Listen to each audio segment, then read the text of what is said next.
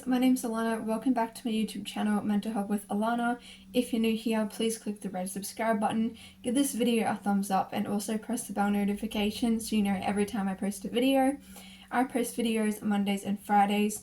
I do mental health content and singing covers, so if you're interested, please subscribe.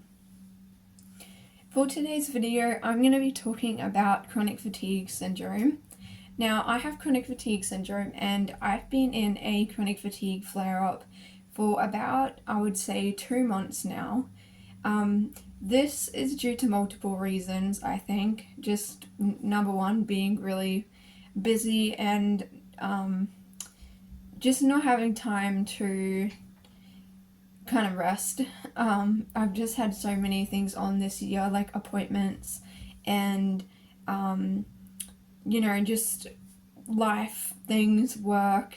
Although work really isn't that tiring because I only do work for about 2 hours each kind of session. But, things like that. Also, just my mental health plays a role in it. If I am not feeling great or if I've got, depression or something like anxiety going on, that can add to it. Also, with my eating disorder not being 100% in remission, that causes tiredness to add on to it.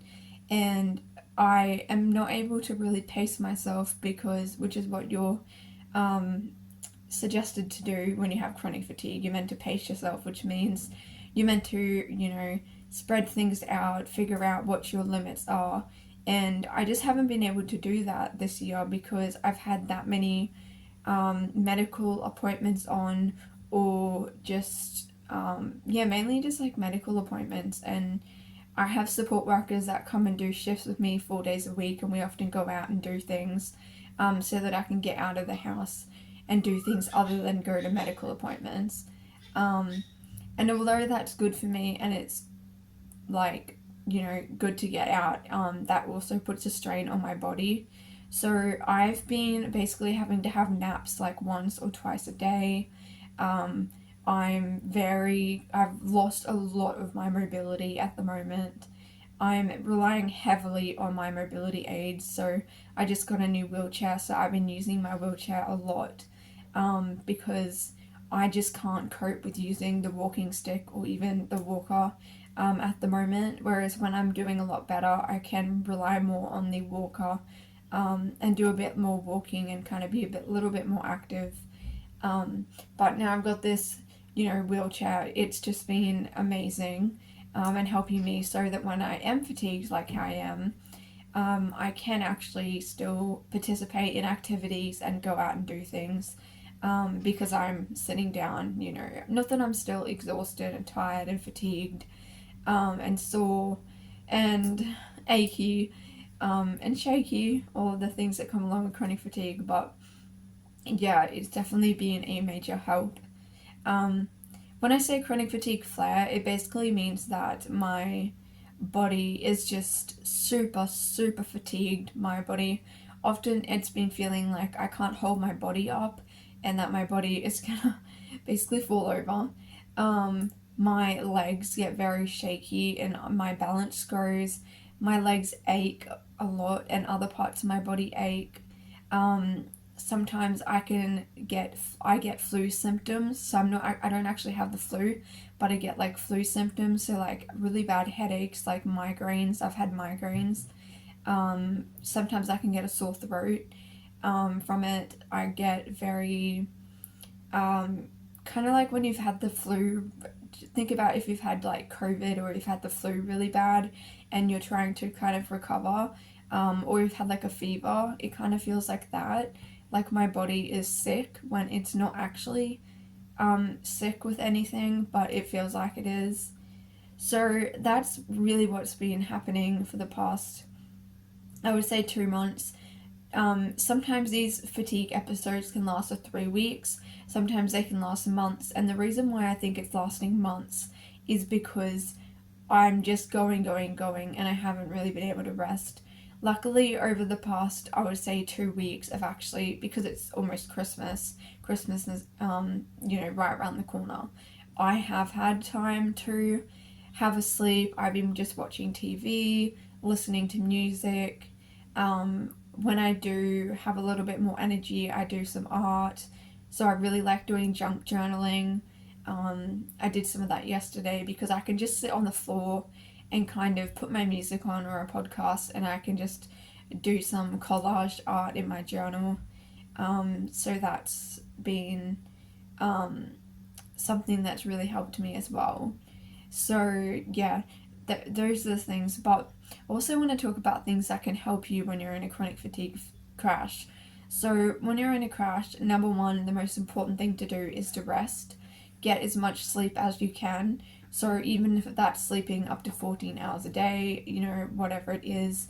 My sleep at night has been very, very bad and very interrupted since I'm currently coming off medication that would normally kind of help me sleep. I'm coming off quetiapine completely.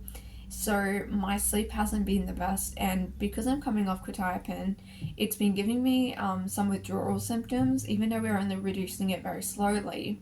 I've been on it for so long and at such high dose. At one point I was on 800 milligrams for about a year, so that's a ridiculously high dose, the highest you can actually go to. So, that also plays a role in me feeling fatigued. My medications also play a role in affecting my chronic fatigue because a lot of them can be sedating, which isn't great because then that adds to the fatigue. And then I was also sick not long ago. I had a really bad cold, so then that makes your body, obviously more tired and fatigued. So as you can imagine, all of that piled on top of each other really isn't great. So, we're not going on holiday or anything. We're not going away, which is a really good thing for me because I just would not cope whatsoever. Even if I had my wheelchair, I think I still wouldn't be able to enjoy myself, which is what's happened in previous holidays when I've been in a crash, and I was just absolutely miserable, and I couldn't enjoy the trip really, and it was a quite intense holiday as well what we went to. But some things that you can do to help, like I said, is sleep. Take a multivitamin, so take something that's going to keep your immune system well. I find since having chronic fatigue, my immune system, it's still fun. I mean, surprisingly, I've got a really, really good immune system. But I take a multivitamin to give me a bit of energy and to make sure that my my intake is being met. I also take it because I have an eating disorder. Also take a vitamin B12, which is really good for you. It's also called thiamine, but it's a vitamin B12 supplement.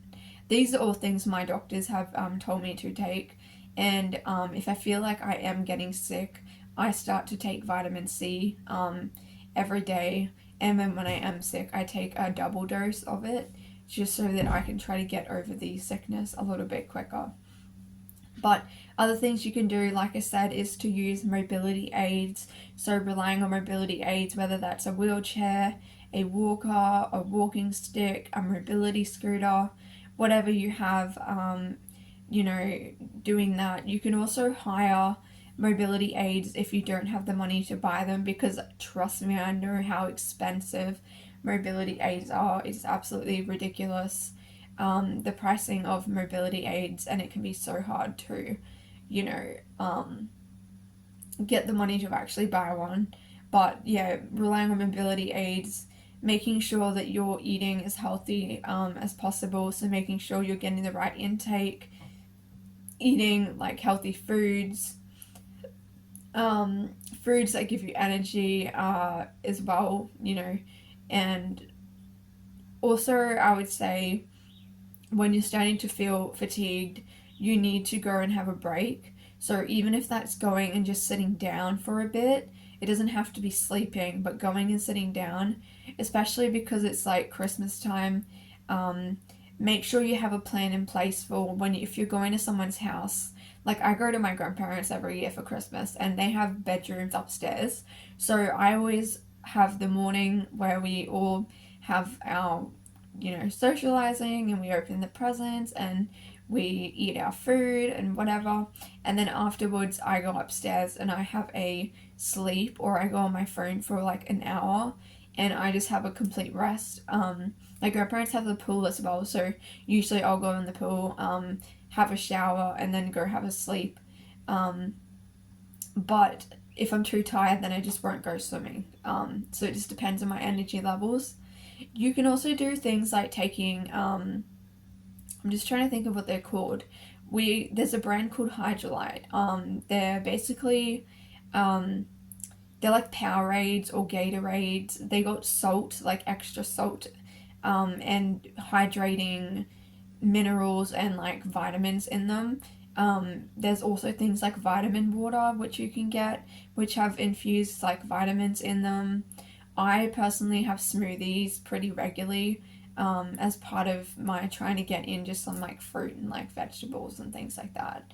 But really, the best thing you can do is to try to reschedule appointments, cancel appointments, move things apart. So next year, I'm going to be making sure that I do not have things on every day. I'm going to be spreading everything out, as much as possible. I know sometimes you can't do that, and that's been the case this year. But I should have a lot less medical appointments next year, because this year's just been a big learning curve with, learning how to use different mobility aids, getting NDIS set up, which is been a big stressor, applying for,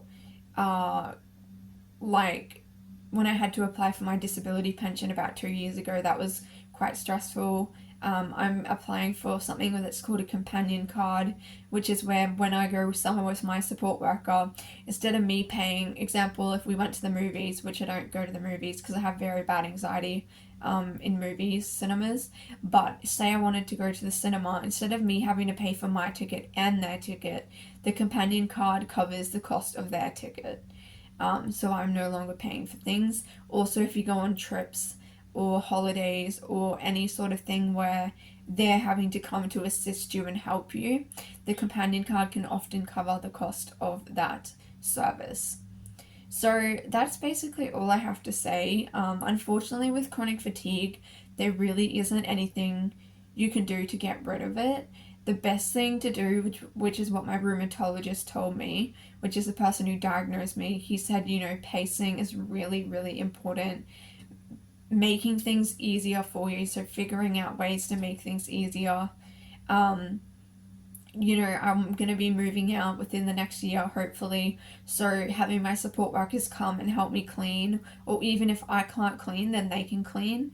They can do things like that, or they can help me do my washing. They can help me, if I want to go and do groceries in person, usually I deliver them to my door, but if I wanted to go there, then they can go with me. They can help me put everything up on, through the self-scan thing. Just little things like that. It all saves energy. The biggest thing is just to try to conserve as much energy as possible, and hopefully by doing this, you will come out of the crash, and the crash will end eventually.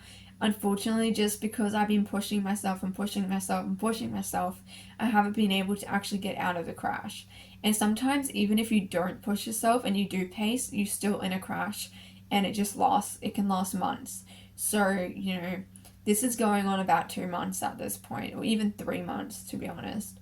But yeah, hopefully I come out of this crash soon, but I just wanted to make this video to let you know how I'm going with my physical health, because chronic fatigue is a big part of my life. So I am going to be making videos on this channel about chronic fatigue. So if you have any questions, please submit them down below. And thank you guys so much for your love and support and your comments. And I will see you in my next video.